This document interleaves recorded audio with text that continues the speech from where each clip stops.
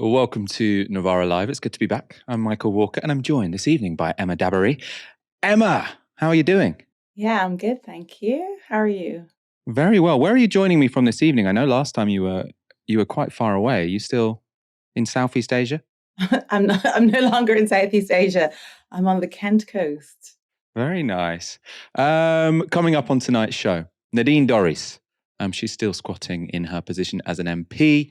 Rishi Sunak has blamed the NHS backlog on strikes, but someone was on hand to call him out on it. And an interesting debate on policing and crime, which features a friend of the show. Donald Trump has been charged with attempting to overturn the 2020 US presidential election. The former president and current frontrunner for the Republican nomination will appear in federal court tomorrow. This was Special Counsel Jack Smith announcing the charges to the world's media. Today, an indictment was unsealed, charging Donald J. Trump with conspiring to defraud the United States, conspiring to disenfranchise voters, and conspiring and attempting to obstruct an official proceeding. The indictment was issued by a grand jury of citizens here in the District of Columbia, and it sets forth the crimes charged in detail. I encourage everyone to read it in full. The attack on our nation's capital on January 6th, 2021, was an unprecedented assault on the seat of American democracy. As described in the indictment, it was fueled by lies. Lies by the defendant targeted at obstructing a bedrock function of the U.S. government, the nation's process of collecting, counting, and certifying the results of the presidential election. So as Smith said there, Trump faces 4 charges. They are conspiracy to defraud the United States, conspiracy to obstruct Congress certifying an election, the actual obstruction of Congress certifying an election, and conspiracy against the right to vote. The indictment alleges that the former president deliberately targeted 7 states, so Georgia, Michigan, Wisconsin, Pennsylvania, New Mexico, Arizona, and Nevada, to fraudulently overturn their election results. To do this, he enlisted 6 co-conspirators who are described but not named in the indictment. They include 4 attorneys, a Justice Department official, and a political advisor. Despite having been repeatedly told by state and federal officials that the election was secure, the indictment alleges that Trump continued to assert fraud in the 7 states. He also repeatedly asserted falsely that the Vice President, Mike Pence, had the power to unilaterally overturn the result. On January the 6th, 2021, Trump repeated those assertions to a large crowd of angry protesters who had converged on Washington, D.C. in this speech. I hope Mike is going to do the right thing. I hope so. I hope so. Because if Mike Pence does the right thing, we win the election. All he has to do,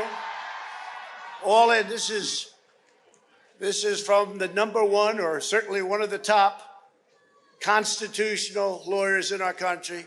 He has the absolute right to do it. We're supposed to protect our country, support our Constitution, and protect our Constitution.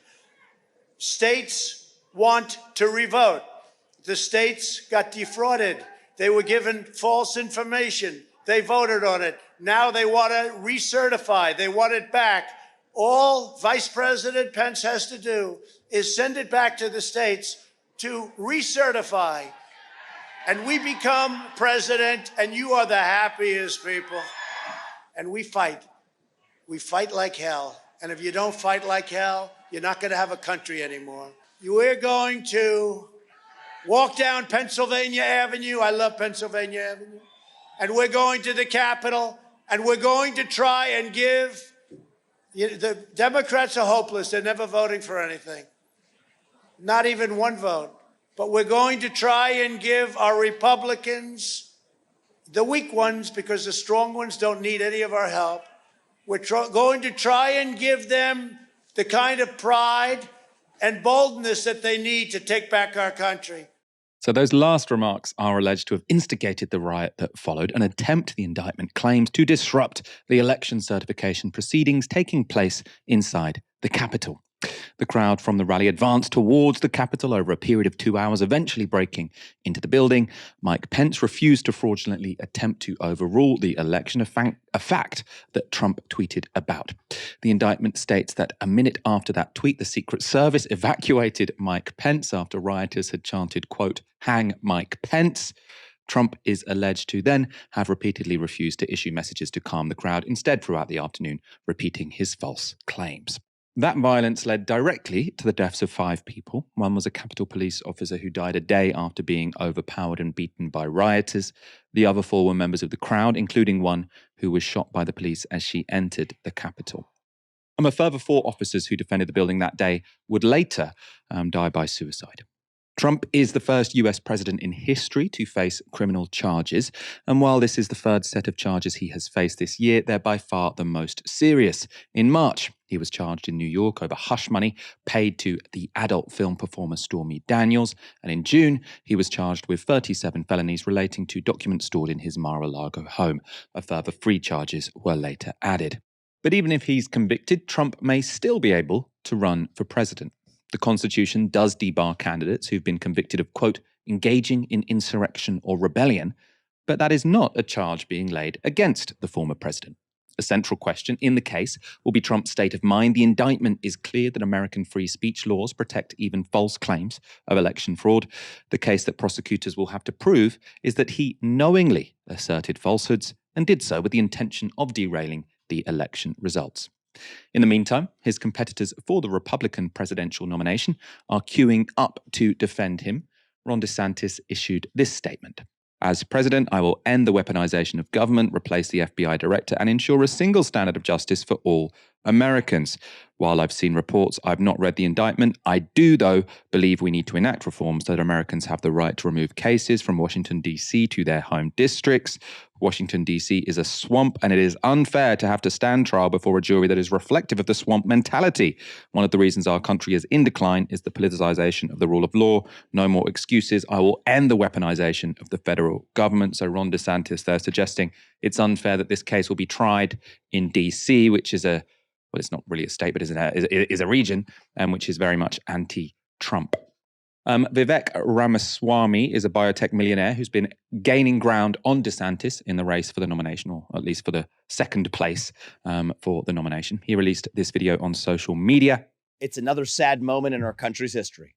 The 45th president of the United States, Donald Trump, has yet again been indicted by the Biden DOJ, a political party in power that is now repeatedly using police force to indict and arrest and potentially eliminate its political opponents from competition. This is a politicized prosecution. It is a political persecution through prosecution, now in a 3rd indictment just in a matter of months against the person who is still at present the lead contender in the Republican primary for U.S. president. It would be easier for me if Donald Trump were eliminated from competition. That's not how I want to win. This is not about politics to me. This is about first principles. We do not want to become a country where the party in power is able to use banana republic-like tactics to eliminate its political opponents. Yet I'm sad to say that's exactly where we are. Mike Pence is also running for the Republican nomination, and he's not defending Trump, allegedly accused of being, quote, too honest by Trump in the indictment. Pence said this about the charges. Today's indictment serves as an important reminder. Anyone who puts himself over the Constitution should never be president of the United States. He says our country is more important than one man. Our Constitution is more important than any one man's career. On January the 6th, former President Trump demanded that I choose between him and the Constitution. I chose the Constitution, and I always will. A message which sounds pretty reasonable, but probably won't be particularly popular with the Republican selectorate. And what about Donald Trump? Last night, his campaign posted this statement. This is nothing more than the latest corrupt chapter in the continued pathetic attempt by the Biden crime family and their weaponized Department of Justice to interfere with the 2024 presidential election, in which President Trump is the undisputed frontrunner and leading by substantial margins. The lawlessness of these prosecutions of President Trump and his supporters is reminiscent of Nazi Germany in the 1930s, the former Soviet Union, and other authoritarian dictatorial regimes. President Trump always followed the law and the Constitution with advice from many highly accomplished attorneys.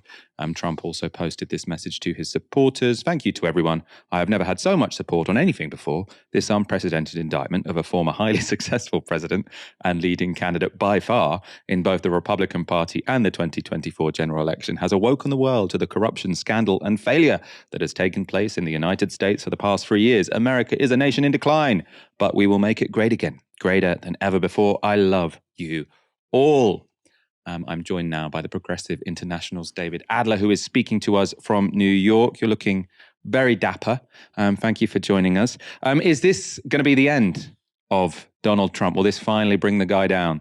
It's hard to overstate the unprecedented nature of the circumstance in which we find U.S. democracy. And by the way, that's not to say that it should be unprecedented. The special prosecutor there described this as never before has a U.S. president faced criminal charges after leaving office. Probably that should have been something that the U.S. could have done a bit more of through truth and reconciliation committees, through thinking about what it meant to defraud the United States by, for example, telling lies that led to the U.S. war and invasion of Iraq. So it's not to say that Trump is a criminal highest above all other criminals who have occupied the highest office in the United States. But given that it's so unprecedented, it's very difficult to make predictions. So there's things that we know and things that we don't know. The thing that we know for sure is that Trump is in really deep shit. I mean, you played some great clips at the outset of the segment. Certainly looks like a crime scene, but there's a range of other cases that are now hanging over Donald Trump's head that all are going to be sort of held, transpiring over the course of the next 10, 12 months in the run-up to the GOP nomination and in the 2024 election. So that is one thing we do know, is that the hill is steep for Donald Trump to climb towards any kind of clearance of his name, extricating himself from these criminal charges. The things that we really don't know how that impacts even his chance of running for president. Constitution, as you mentioned, does not bar even an incarcerated person from running for president. So Trump could run from behind bars, let alone run under threat of conviction or with conviction that's still under appeal. And the thing we also don't know is how this is going to reflect in the eyes, in the hearts and souls of his supporters. I mean, the fact that we are going to see a jury trial of Donald Trump is totally sort of kaleidoscopic in terms of its consequences for U.S. democracy. So people will say on the one side, this is the institutions working as they should, and maybe as they should more and more towards accountability for presidents, and as they do in other countries. For example, we recently saw the Lula administration in Brazil bar Jair Bolsonaro from running for office for a period of time, given his role in the events of January 8th, the copycat insurrection in Brasilia's Three Powers Plaza, right? But there's another sense in which we really are poking, prodding, and playing with fire when it comes to laying out accusations that are highly polarized, politicized, in which the interpretation depends so much on the partisan lens through which it's being fragmented. A primer on the American legal system for a UK audience. I mean, the complaint from the Republicans, which seems most reasonable, now not many of their complaints seem particularly reasonable, but is that this case is going to be heard in DC, the District of Columbia, so where the White House and where Congress is, which is a relatively liberal state. Now, it does seem to me that it's going to be hard to pick an unbiased jury to try this guy. He's the most divisive guy in America. So presumably, the state you choose to try him is going to be quite relevant. How does it get decided that this is heard in DC? Well, that's just about where the case is filed. So that's all. That has nothing to do with choosing your jurisdiction necessarily. I don't think that DOJ was trying to square him into a particular area. What we can say about the jury selection is going to be extremely contentious, and it opens every step of this process. We're in the indictment process now, which is already extremely contentious, controversial, and potentially counterproductive. Whatever, depends on who you ask. Right? But every single step of this process, jury selection being one of the most important, is going to lead to hundreds of conspiracy theories, further investigations, counter investigations, snooping around. I mean, this is going to be a long, drawn out, and extremely challenging process that presents further threats, challenges, dangers to the same democratic institutions that it intends to protect. And so I'm not, this is what I'm trying to emphasize. We really don't know how this whole process will play out. You listen to the speeches of the prosecutors who are making a clear and calm case, like this is a crime and we are taking steps to ensure accountability for those crimes. And you think, that makes sense. And you listen to the Republican contenders saying, this is a witch hunt, this is totally controversial. Why are other crimes on their side not being prosecuted according to the Biden crime family? And you think there's probably a lot of people listening to that speech who find it way more compelling and way more attuned to their pre-existing convictions and commitments. And so it's just tough to see how any of these legal processes drive us toward a reconciliation, drive us toward a more robust expression of democratic institutions and the Constitution that it's supposed to be representing, instead of deepening, spiraling out that kind of polarization. That doesn't mean we should be against those processes, right? It just means that we can speak about the facts of the trajectory of these cases, which are going to inflame the very real problems that beset U.S. democracy today. Presumably there's like a de facto time limit on how long this trial needs to last, because in 18 months, I mean, Donald Trump is the faraway favorite to be the Republican candidate, currently neck and neck in the polls with Biden.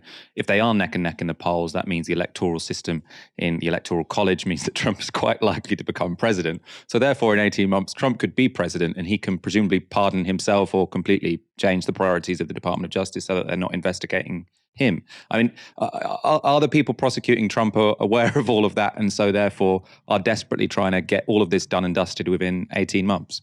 The most ungenerous reading of what's happening from the Biden administration is that they're just scared shitless of Donald Trump. If you look at the polls right now, Trump said he's leading in the polls, but it's almost neck and neck on some of these poll readings, right? Joe Biden, despite efforts to reduce inflation, boost lower unemployment, boost wages at the bottom end, those numbers or that kind of economic performance at the macro level, which people would have expected, voters are going to feel that those pocketbook effects and rally out for Joe Biden. They're just not materializing. And Trump is so resistant. I mean, we've never seen a kind of Teflon Don situation like this, where no matter what you're throwing at the guy, his poll numbers refuse to fall. And so I think there is a level of desperation. And it's clear that none of these charges are going to impact his trajectory towards president. Like I said, these trials could go on for a long time. That's one thing. Their dates are already set for 2024, but they could go on for longer than that. There are appeal processes. And even in case of conviction, the guy can still run. And he'll have no qualms with this kind of question of pardoning himself if he were to enter the presidency. So there's a game of cat and mouse here. No one knows where it's going or what the consequences will be, but the social consequences, I think, above all, should be concerning to us as much as the political consequences for prospects for candidacies and elections and nominations. We said that, I think, according to the Constitution, formally the only crimes that debar one from being a president are sedition and insurrection. So he's not being charged with either of those things, although I suppose one could make a claim that it wouldn't be a ridiculous thing to charge him of, but those are not part of the charges. What is the limit? Does that mean there is nothing, there is no sequence of events that could stop him running for president? I mean, imagine he goes to prison. Could he, if he goes to prison in the next 18 months, could he be running for president and be elected president as a prisoner? Donald Trump can run for president and can be elected president as a prisoner convicted of felony crimes in the United States. Wow. And then can he pardon himself from prison, presumably?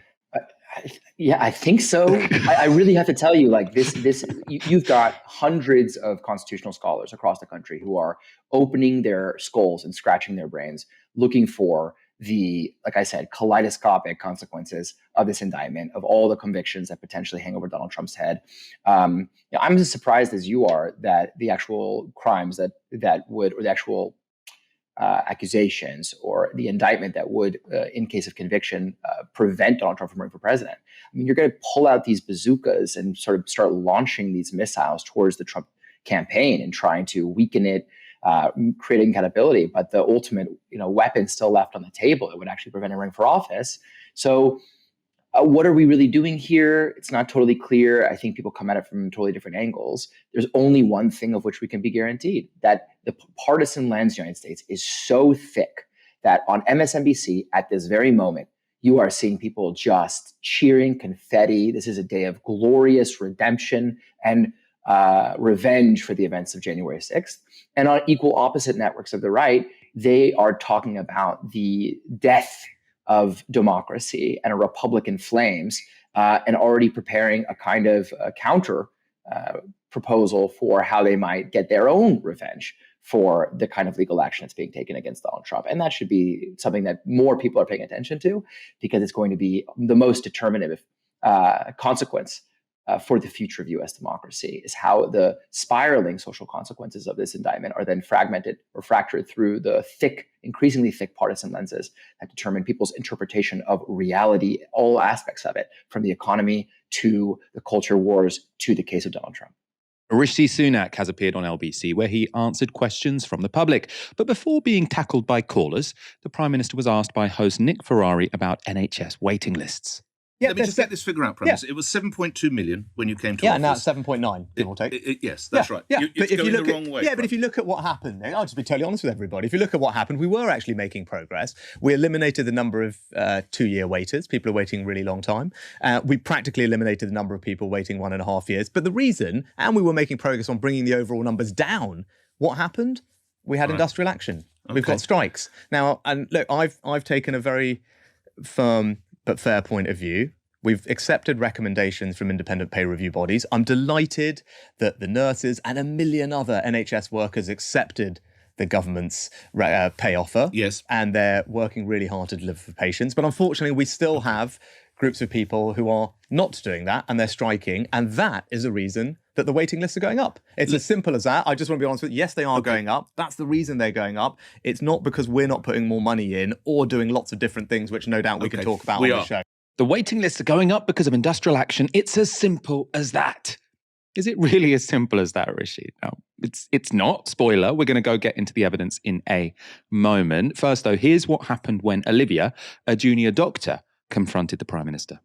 My experience is that frontline services are so stretched that we're in the position that you have had almost all healthcare workers going on strike this year. How do you think your refusal to negotiate with us improves morale or standards of care? Well, Olivia, thanks for everything you and your colleagues do. You obviously do a fantastic job. What I would say is, look, over 1 million NHS workers have accepted the government's pay deal. Many of them on salaries and incomes far lower than consultants and indeed Olivia and her colleagues. That's just the reality of it. And I'm really grateful to them, the million NHS workers, there's several unions, all of whom accepted the government's offer, and the millions of other public sector workers like teachers and others who have also accepted the government's offer based on recommendations from the independent pay review bodies, not the government's view. This is an independent recommendation. Government accepted it. All these other unions and millions of public sector workers, including the NHS, have accepted it. Now, there are a few exceptions, including junior doctors and consultants. That's what's causing the waiting list to go up. I don't think that's right. I would say to them, I'm very grateful and respectful of the incredible job you do, but we all have a shared mission to bring the waiting list down. I've done my bit by backing the NHS with a long-term workforce plan and record funding, and I would ask people to think about accepting what is an independent offer and come and do the thing that I know you want to do, which is serve patients. I've done my bit. I mean, I just find it so depressing that after COVID, I say this quite often on this show, but I do think it is significant and needs to be remembered that we clap for these people every Thursday.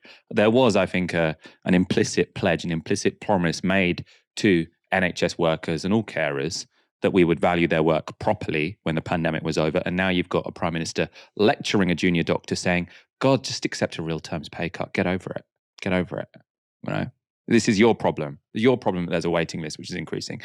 It's not their problem, by the way, that the waiting lists are increasing. We are now going to look at the data. We'll start with the waiting lists themselves. So according to the House of Commons Library, the overall NHS waiting list have been rapidly climbing since 2020. But before that, they'd been steadily climbing ever since the Tories took power in 2010. Sunak is right that some waiting lists have been going down, and those are the ones he prefers to talk about, as these graphs from Full Fact show. The number of people waiting a year or more has gone down over the last 2 years, but there weren't that many people on those lists in the first place. Whereas the number of people waiting for up to a year, the first two graphs, has grown.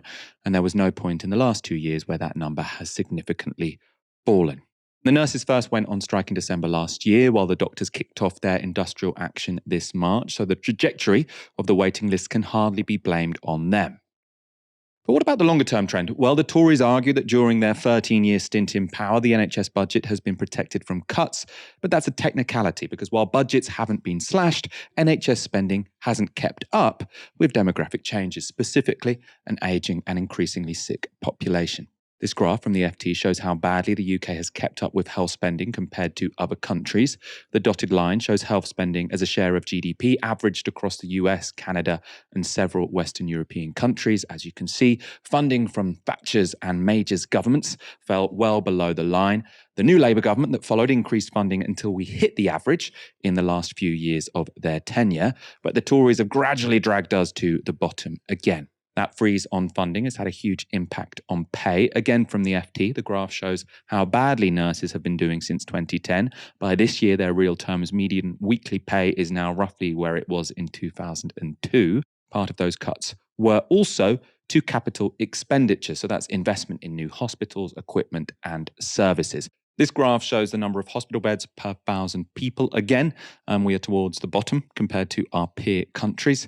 This one can't be laid entirely at the feet of the Tories, though. The number of beds have been falling since 2000, but that fall accelerated under the Tories, who took us to the bottom of the ranking. So years of underinvestment explains why the backlog for treatment increased from 2010 onwards and why the NHS was in a very weak position to deal with and then recover from COVID-19. And the Tories screwing the NHS is nothing new. Under Labour, NHS waiting lists fell after steep climbs in the Thatcher years. They went up again under the Tories, rocketing during COVID. It's a similar case for A&E waiting lists. Under Labour, almost 100% of people were seen within 4 hours. Under the Tories, that figure dropped to around 50%. So don't give me industrial action is pushing up the waiting list, right? It's a simple story. The Tories pushed up waiting lists, and they do that every time they get into government. This is, if you're looking at correlations, the correlation between the Tories getting into government and waiting lists going up is very, very obvious. You don't have to be particularly good at social science to work out that's what's going on. Let's go back to junior Dr. Olivia for her reaction to Sunak's claims. I think it's amazing that we're blaming the increasing in waiting lists on doctors going on strike. You're losing staff because we're undervalued, and it's not just doctors, it's everyone. We're all leaving. A happy workforce is your responsibility. You're the Prime Minister, you're the government, your staff aren't happy. That's your fault. And ultimately, that's not good for patients, because retaining staff is one of the bedrocks of making sure that you have good patient safety. You cannot keep the NHS running with the staff shortages that it has. Right. And to keep us here, you have to keep us happy. That is your job. Right. None of us are happy. I mean, that was so well put. Like, the idea that as a government, you can both increase healthcare outcomes and go to war with the workforce who are responsible for positive healthcare outcomes is just completely bonkers, right? So obviously, under Thatcher, when the government decided to go to war with the miners, one of the reasons they went to war with the miners is because they wanted to shrink the mining industry in the UK. They thought that this was a source of militancy. They wanted to move to a post-industrial economy. So they were like, it doesn't matter if we completely make these people miserable, make them not want to work in mines, make them completely demoralized. That doesn't matter, because our whole strategy for moving forward the economy means that we won't really need miners anymore. But at the moment, what you're seeing is a government who is saying, you're the problem. They're happy to demoralize the NHS workforce. Now, Rishi Sunak is always talking about, oh, the nurses accept 5%, why can't you? Now, the process by which the nurses ended up accepting 5%, I think will have demoralized a lot of people in that workforce. So there were lots of very close votes. You had different unions going different ways. It was all a bit of a mess. I don't think anyone can argue that that was a process which has sort of left nurses happy and satisfied. It was a painful, drawn-out process with a lot of emotional blackmail, saying if you don't accept this, loads of people are going to die, right? It wasn't the kind of process that brought the workers along with the government. And what we're seeing here is the government going to war with a workforce which is necessary, which is the key input to what they think is one of their most important outcomes, which is bringing down waiting lists and increasing the health of the population. It just seems completely bizarre to me. To me, he's just really like the mundane, banal, like face of evil. I honestly don't. I really struggle to watch that interview, and then his odious, I'll just be honest with you, as he proceeds to just be so, like, he's just so inherently dishonest. And it's like everything that comes out of his mouth is untrue. And I mean, I know we're talking about the like crisis in the NHS and his attempt to kind of manipulate people into thinking that the cause of this are the striking workers, and it's like a huge issue. But I'm also just, as I'm looking at him, I'm just thinking as well just about the existential threat that he poses, that he and his policies pose, actually, like, to humanity. And I don't want to sound, it's not like hyperbole, but I'm just thinking about like what he's doing in the North Sea with the gas and oil licenses. And I just find him really difficult to watch, because I actually, yeah, as I said, he's so boring as well. And I think that actually works in his favor.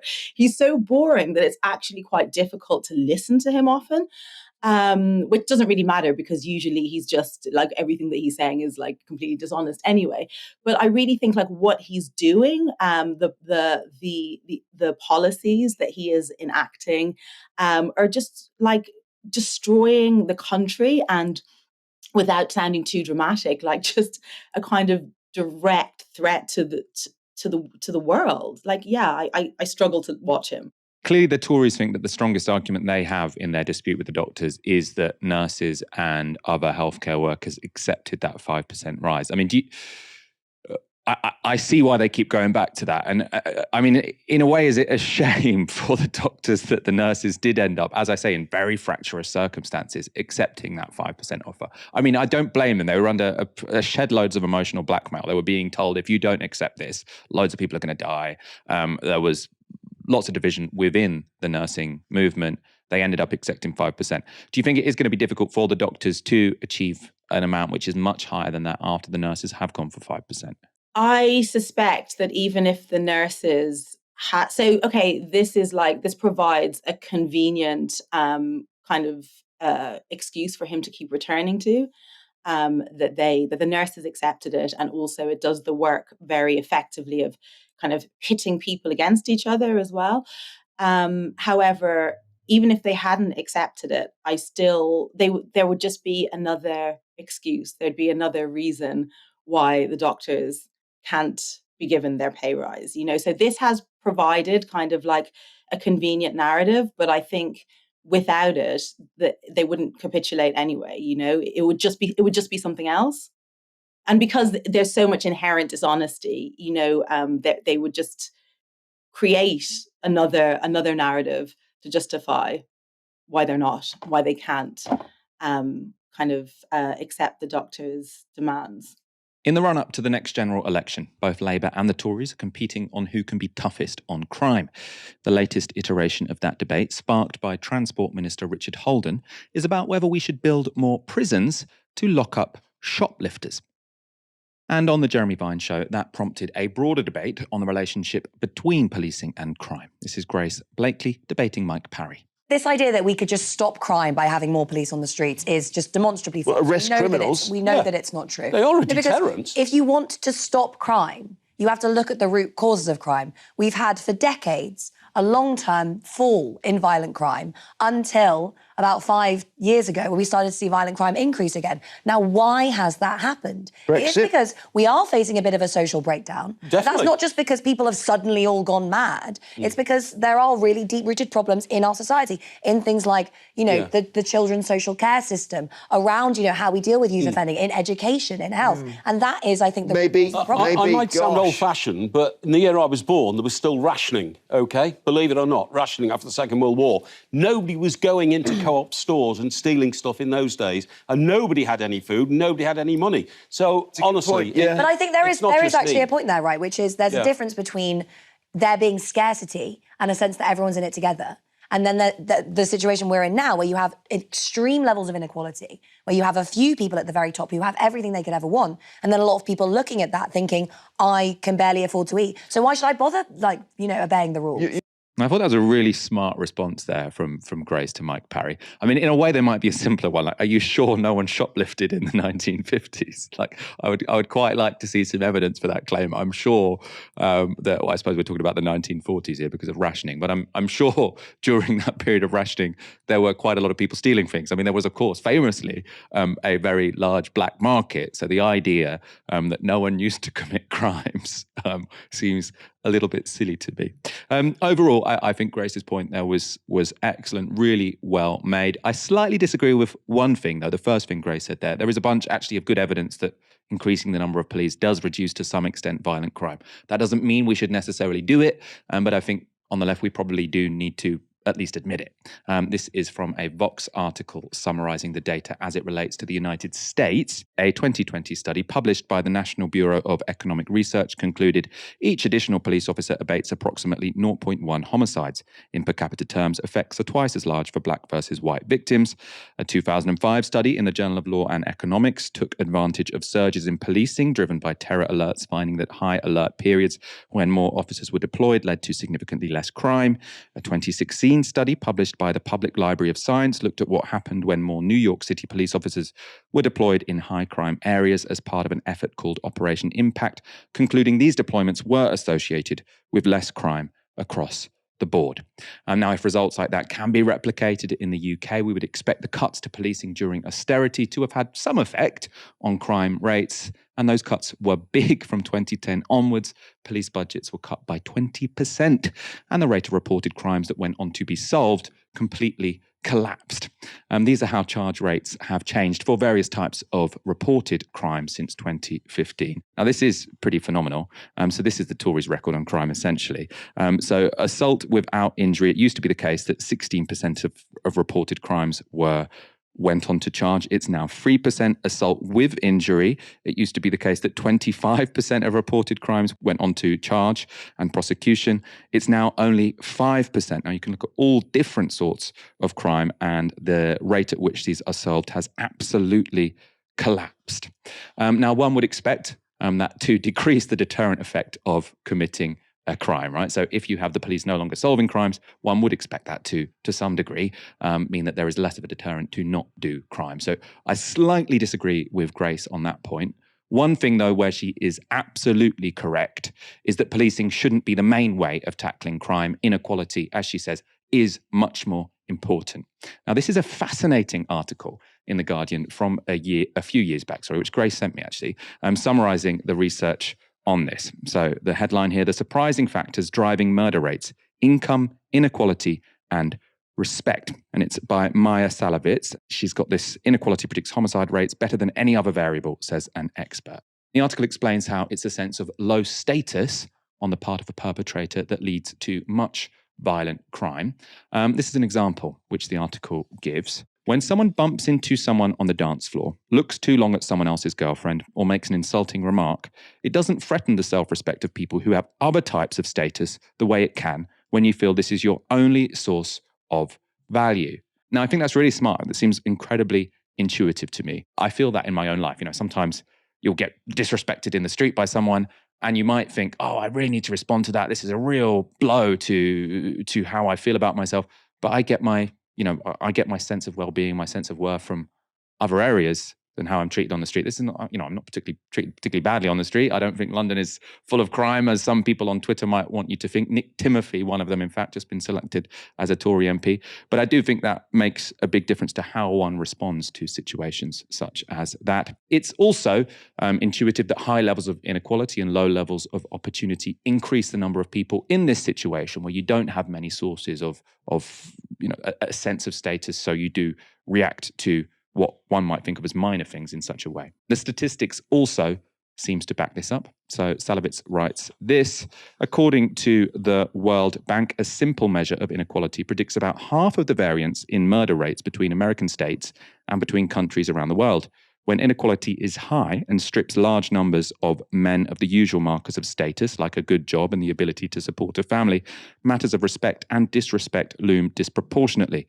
inequality predicts homicide rates better than any other variable, says Martin Daly, Professor Emeritus of Psychology and Neuroscience at McMaster University in Ontario and author of Killing the Competition, Economic Inequality and Homicide.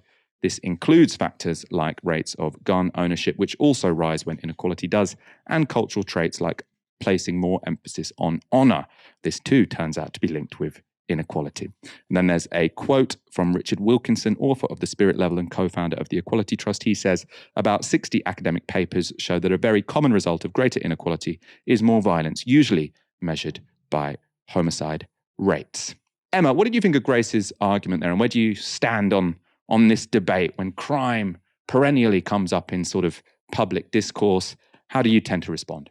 There's like a UK study from 2011 called Police Numbers and Crime Rates. And they actually argue in that in the UK, the evidence is inconclusive to say that there's a strong association between police numbers and violent crime. They find that there's maybe a stronger correlation between police numbers and property crime, but they kind of find that the evidence is inconclusive to draw that strong correlation between police numbers and violent crime. Yeah, absolutely. The fact that inequality is one of the biggest drivers of crime. And many years ago, I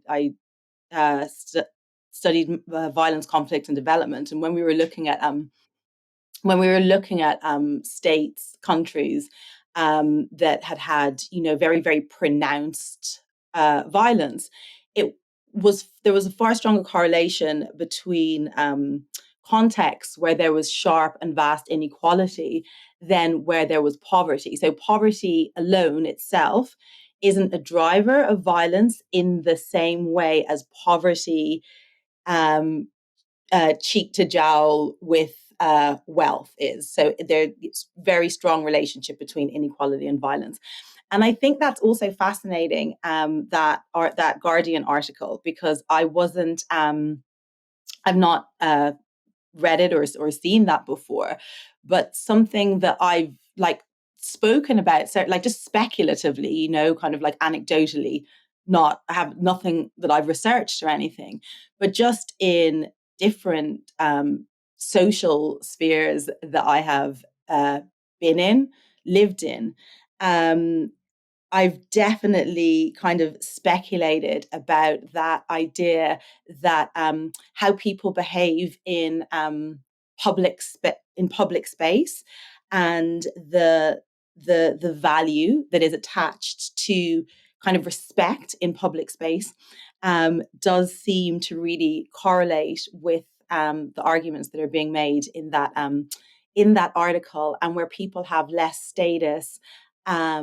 Certainly there, and again, this is just anecdotally, but something that I've definitely witnessed and observed is that the kind of social relations in public space where there are lower status people, there's